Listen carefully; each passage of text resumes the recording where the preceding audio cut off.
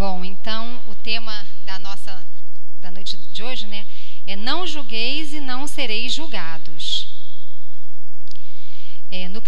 No capítulo 7 de Mateus, versículo de 1 a 5, o Evangelho de São Mateus nos ensina: não julgueis e não sereis julgados, pois vós sereis julgados com o mesmo julgamento com que julgardes, e sereis medidos com a mesma medida com que medirdes.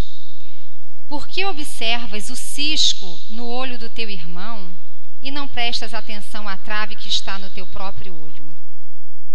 Ou como podes dizer a teu irmão: deixa-me tirar o cisco do teu olho, quando tu mesmo tens uma trave no teu? Hipócrita, tira primeiro a trave do teu próprio olho, e então enxergarás bem para tirar o cisco do olho do teu irmão. Depois, para quem quiser, então é Mateus capítulo 7, do versículo 1 ao 5.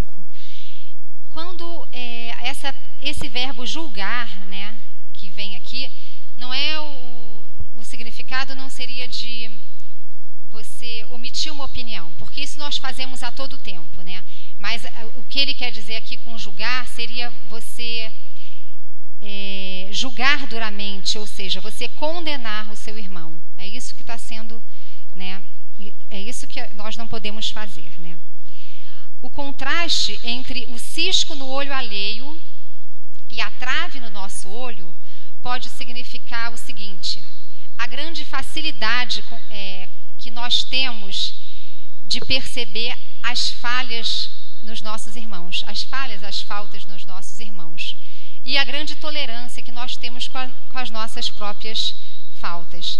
E às vezes eu fiquei refletindo, nem só tolerância, às vezes a gente nem percebe mesmo que nós temos também muitas falhas e muitas faltas, né? Então, Jesus, nesse evangelho, ele quer chamar a nossa atenção para o perigo de nos considerarmos superiores aos outros, como fariseus, né?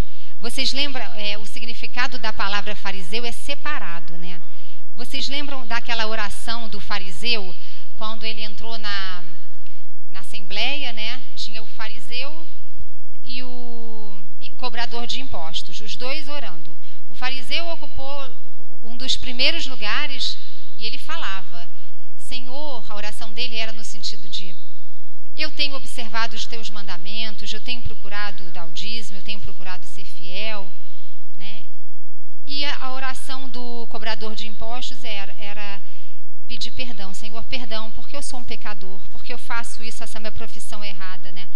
E quem saiu justificado, né? Nós sabemos que foi justamente o cobrador de impostos, que aos nossos olhos seria muito, aos nossos olhos não seria ele, né? Seria o fariseu, porque observa o mandamento e tudo mais.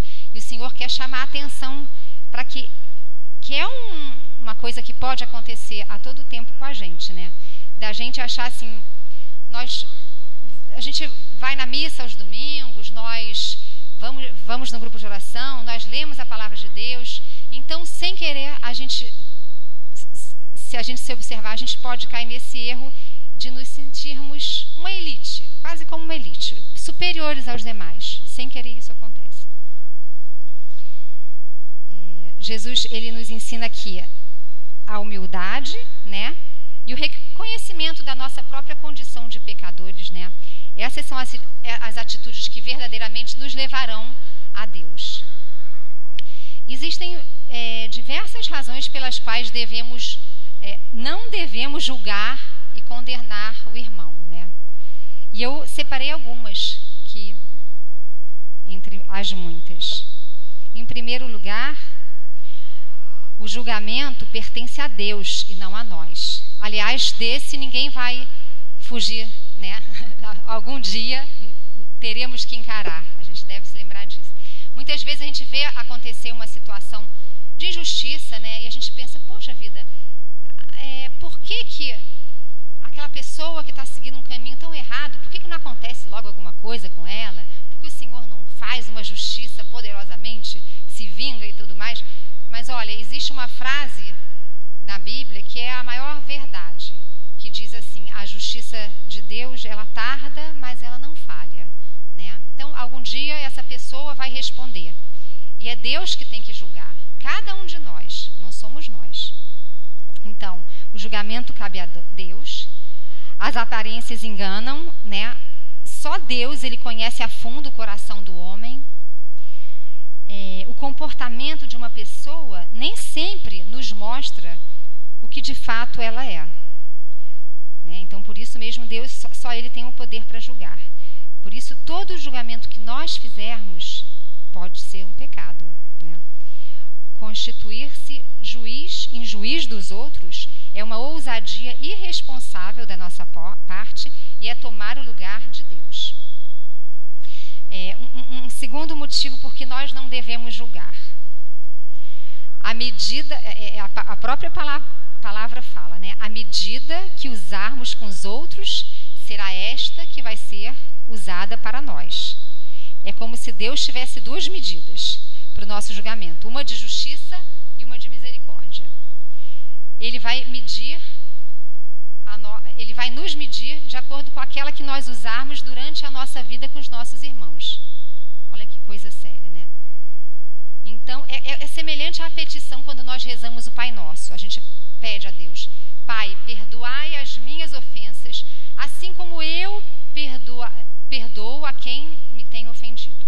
Ou seja, se eu não perdoar aquela pessoa que me ofendeu, eu também não serei perdoado. Somos nós mesmos que fazemos, né? Aí nós seremos julgados com a justiça. E nenhum de nós vai se salvar, porque todos somos pecadores. Então, da mesma forma, né? Aqui, com relação ao julgamento, né? Das pessoas que nós fazemos. Uma terceira razão para nós que não devemos julgar as pessoas. Todos somos imperfeitos, tanto ou mais que os outros. É que nós não percebemos isso, mas somos. Se pararmos para refletir sobre a nossa pequenez e insignificância, de onde nós saímos, como é que o Senhor nos encontrou, né? Quando chegamos aqui, enfim, diminuirá sem dúvida as falhas dos outros e nos fará mais tolerantes e acolhedores, lembrando sempre que os outros também têm que suportar as nossas falhas. Sendo assim, conhecer as nossas próprias limitações, admiti-las, aceitá-las, tudo isso nos ensinará a viver melhor com os irmãos. Caminharemos em verdade e simplicidade, com ânimo de fraternidade, tolerância e compreensão para com os outros, sem os condenar. Se Deus é otimista a respeito do homem e o ama apesar de tudo, o discípulo de Cristo também deve ser assim com relação aos seus irmãos. Esse é um caminho mais seguro para a nossa realização e felicidade pessoal do que o engano da presunção. Quarta razão. Pode acontecer de nós julgarmos uma pessoa por um mal imaginário que ela nunca praticou. Eu já fiz isso. E eu acho que sem querer, às vezes, a gente faz. A gente julga, condena e a pessoa nem sequer, mais na frente a gente descobre que a pessoa nem sequer fez aquele pecado, aquela falta. Em Filipenses, capítulo 2, versículo 3, somos chamados a considerar os outros superiores a nós próprios. Não se trata de se desconsiderar a si mesmo, porque afinal de contas somos filhos amados de Deus e Ele não quer que nós nos desconsideremos. Mas considerar os outros superiores a nós próprios significa nos colocarmos ao serviço dos outros, ao invés de julgar. São Paulo, sexta razão. Eu fui elencando aqui algumas. Sexta. Na primeira carta de Coríntios, capítulo 4, versículo 5, São Paulo recomenda muito cuidado ao fazermos um julgamento. No entanto, ele nos pede com insistência que nos preocupemos uns com os outros. Não devemos julgar, não devemos condenar e devemos nos preocupar uns com os outros. Então eu vou ler aqui a palavra: corrigi os indisciplinados, encorajai os desanimados, amparai os fracos, sede pacientes com todos. Com relação a essa primeira, corrigir os indisciplinados, com relação a isso, eu achei muito interessante a colocação que eu li, porque falava o seguinte, que muitas vezes a gente deixar os outros em paz, por exemplo, não corrigir seus erros, suas negligências, nós estamos percebendo que uma irmã ou que um irmão está cometendo falhas, está sendo negligente, seja uns com os outros ou no serviço do Senhor. Se nós não corrigirmos ele, também é como se a gente estivesse lavando as nossas mãos, né? E é uma forma que a gente vai, e no fundo a gente vai continuar a julgar esse irmão no nosso coração. Então, o que nós devemos fazer? Aconselhar o irmão, né? Adverti-lo de seus erros, com bondade sempre. Nunca repreender alguém com agressividade. É preciso evitar esse mau hábito que às vezes temos, de repreender os outros com aspereza, com raiva, com nervosismo, porque isso faz mais mal do que bem àquela pessoa que a gente quer corrigir. E aí a gente pode estender isso até nas nossas relações familiares, com os maridos, com os filhos, né? Ter essa sabedoria, que é um dever nosso, a correção fraterna, mas ter essa sabedoria de não ser na frente dos outros, de ser com amor, né? Temos que tentar, pelo menos. São Francisco de Sales, ele diz que não há nada que tanto edifique o próximo como a caridosa benignidade dos tratos. Bom, o Papa Bento XVI também, na Praça de São Pedro, no Vaticano, num dos discursos que ele fez, ele faz também esse pedido: aprendamos do Senhor Jesus a não julgar e a não condenar o próximo. Aprendamos a ser intransigentes com o pecado, a partir do nosso, né, em primeiro lugar, com o nosso pecado, mas indulgente com as pessoas. Precisamos ser bênção na vida dos nossos irmãos. Precisamos ser instrumentos de acolhimento, como Jesus foi, né? E para isso sermos misericordiosos, como queremos que Deus seja conosco. Nosso julgamento precisa ser transformado em amor, alegria, justiça, pois somos chamados a ser misericórdia de Deus para a vida de todos. A minha colocação é uma breve colocação, eu quis me ater a esse tema, né, sobre o julgamento. Então, só recapitulando, vamos procurar lembrar, né, de não, ao julgarmos, ao condenarmos, né, é como se a gente estivesse assim taxando aquele irmão. Ele é aquilo e a gente não vai dar mais oportunidade para aquele irmão, né? Vamos evitar de fazer isso. Assim como nós temos que perdoar, amar, também não condenar. E procurarmos não sermos também pessoas que se julgam superiores a outras, que também é um outro erro, né, que a gente também não deve fazer. Porque, na verdade, seria uma pretensão muito grande nossa, né? Tudo é misericórdia de Deus na nossa vida. A própria graça de você crer em Deus, da tua conversão, tudo isso é graça de Deus, é gratuito. Então eu coloquei como sugestão para cada um de nós, né, quem quiser, é um exercício que eu costumo fazer e eu acho bem legal, que é o seguinte: a gente procurar enxergar as coisas boas do irmão, as qualidades, né? Enfim, focar nas coisas boas. Certamente todo irmão tem coisas boas e coisas ruins, mas a gente vai começar a ter um olhar mais misericordioso com relação ao irmão, de só procurar enxergar as qualidades. E, quando necessário, vamos corrigir sim, mas sempre com amor. Amém? Então agora a gente podia rezar um pouquinho, né, sobre isso, pedindo a Deus essa graça, né?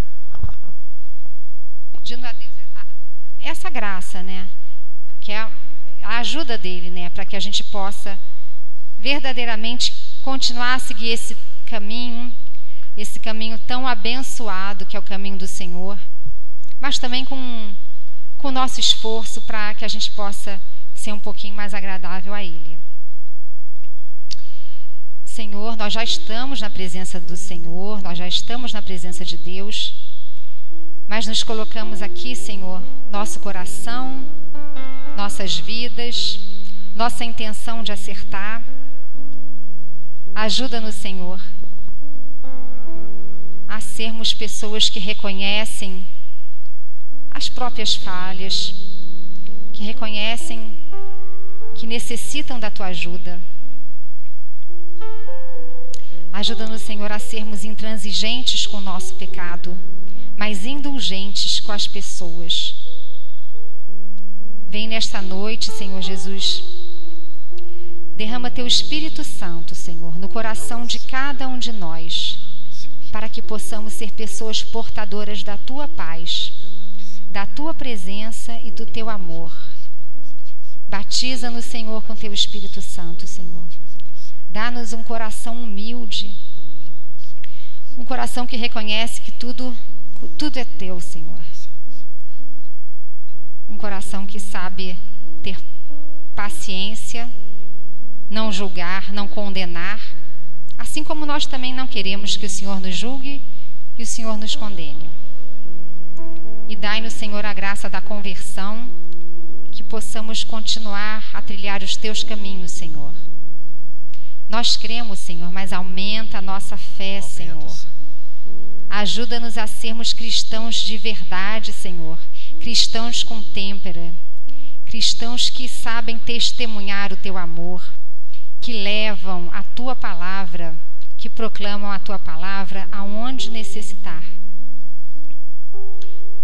Ajuda-nos, Senhor, a sermos construtores nas nossas famílias, no nosso prédio, na nossa igreja, construtores de uma civilização do amor, de uma civilização de pessoas que se querem bem, que se ajudam, que se amam. E venha na noite de hoje, Senhor, derramar sobre todos os corações aquilo que eles mais necessitarem, pois Tu sabes o que é, Senhor. Derrama o Teu Espírito Santo, derrama o Teu amor e a Tua paz. Obrigada, Senhor.